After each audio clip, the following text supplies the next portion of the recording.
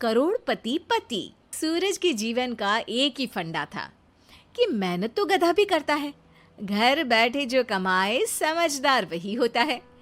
इसीलिए उसने कभी नौकरी ही नहीं ढूंढी। इस बात से हालांकि उसकी पत्नी शिखा बिल्कुल भी अग्री नहीं करती थी, पर फिर भी सूरज को समझाना बेकार था।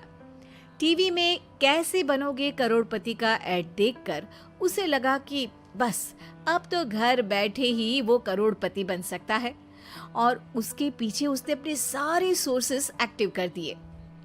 2 हफ्ते में उसके कलीग के साले के पड़ोसी के बेटे का सोर्स निकलता है जो कि उसे शो में पहुंचा सकता है, और सूरज उससे मिलने चला जाता है। अच्छा, तो हमें मुकेश जी बता रहे थे कि आप हमें शो में पहुंचा सकते हैं। हाँ, उसमें कोई तकलीफ नहीं है। मैं कल अगर कोशिश करूँ तो इसी महीने में आपका नंबर आ जाएगा। अरे ये तो बहुत बढ़िया हो गया। अच्छा, वो सिलेबस और क्वेश्चन पेपर का कोई जुगाड़ है क्या?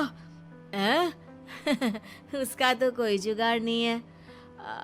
तो वो वाकई में कुछ भी पूछ सकते हैं? हाँ, वो तो बच्चन जी पर है, जो पढ़ते हैं वो पूछ लेते हैं। पहली कोशिश फेल होने पर अब सूरज के सामने एक बहुत बड़ा सवाल था कि आखिर जवाब कहाँ से लाए।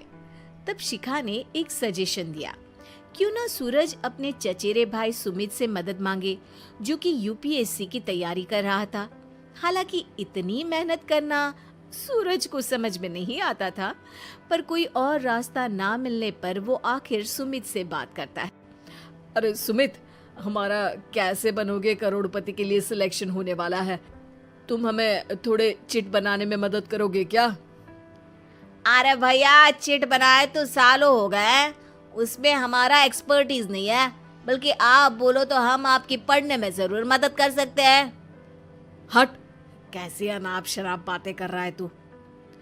सूरज ने सुमित को मना तो कर दिया था, पर तैयारी करने के सिवाय कोई चारा उसे दिख भी नहीं रहा था, खासकर जब 12 के पेपर लीक करने के एक्सपर्ट शुक्ला जो भी हाथ जोड़ लेते हैं।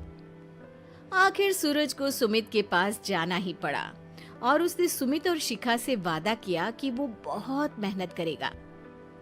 1 महीने की तैयारी के बाद फाइनल हुआ कि शो से 1 हफ्ते पहले एक ट्रायल खेला जाएगा, जहां पर सारे रिश्तेदार ऑडियंस की जगह पर होंगे और शिखा सवाल पूछेगी। दूर दराज से भी रिश्तेदार आकर हाजिर हो गए देखने कि आखिर कैसे बनेगा सुमित करोड़पति।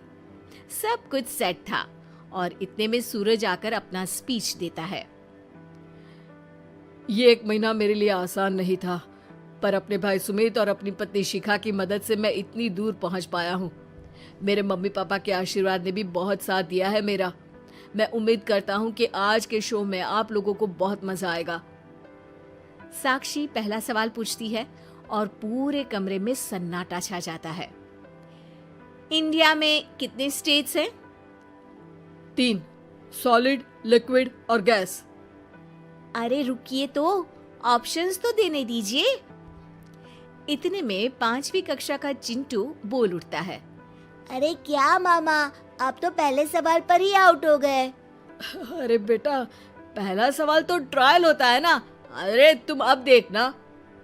देखने जैसी बात तो थी ही। सूरज को इतना शांत किसी ने नहीं देखा था। कभी कभी तो लगता था मानो सूरज आंख खोलकर ही सो गया हो। मामा जल्दी करो प्लीज, कल सुबह पनवेल भी तो निकलना है। अरे हट, कंसंट्रेट करने दे मुझे। 3 सवाल में 3 लाइफलाइन खत्म हो चुकी थी, और अब चौथे सवाल पर भी सूरज का मौन नहीं टूटा, पर सूरज अभी भी हार मानने को तैयार नहीं था। उधर हर कोई सूरज को छोड़ सुमित को देख रहे थे। आखिर सुमित ने ही तो पढ़ाया था सूरज को। गजब बेइज्जती है यार। अरे बेटा, तो बाप का, दादा का, भाई का, सबका नाम बुड़वाएगा। अरे 3 लाइफलाइन ले ली तो भी तेरा कुछ नहीं होना है। अरे कोई इतनी बात करता है क्या शो पर? अरे बेटा, शो पर तेरे जैसे भी तो नहीं आते ना। सूरज की ये जंग आखिर 1 घंटे बाद 5वें सवाल पर खत्म हो गई, जब उसने इंडिया के नेशनल बर्ड का नाम कहा, कौवा। अरे बेटा, मजा तो बहुत आया, बस थोड़ा टाइम पर खत्म होता तो आनंद भी आ जाता। ताने बारिश की बूंदों की तरह बरस रहे थे और सूरज को भी समझ आ रहा था कि ये करोड़पति बनना शायद उसके बस के बाहर की बात है। पर वो आखिर ये बात मान कैसे लेता? वो सख्त लौंडा जो ठहरा, उसने सोचा कि बेइज्जती तो हो ही चुकी है, पर अगर मैं हार नहीं मानूं तो शायद कुछ हो सकता है। शिखा, तुम देखना, असली शो में आग लगा दूंगा, आग, करोड़पति बनूंगा मैं। हाँ, सब्जियां खत्म हो गई है घर पे, ले आओ। पहले पति बन जाओ, फिर करोड़पति बनना। अरे गजब बेइज्जती है यार। बेटा, अभी तो घर पर ही हुई है, 1 हफ्ते में तो तुम देश के सामने करवा कर आओगे। वैसे जब टीवी पर जाओ ना तो बस अपने मम्मी का ही नाम लेना, ठीक है? कोई पूछे तो बोलना कि पापा नहीं है मेरे। अरे पढ़ाई की, पेपर निकलवाए, इतने सारे लोगों को खाना खिलवाया, क्या फर्क पड़ा? इसीलिए मैं कहता हूँ कि मेहनत तो गधा भी करता है, घर बैठे जो कमाए वही सिकंदर। लेकिन मामा, गधे भी जानते हैं कि हमारा राष्ट्रीय पक्षी मोर है।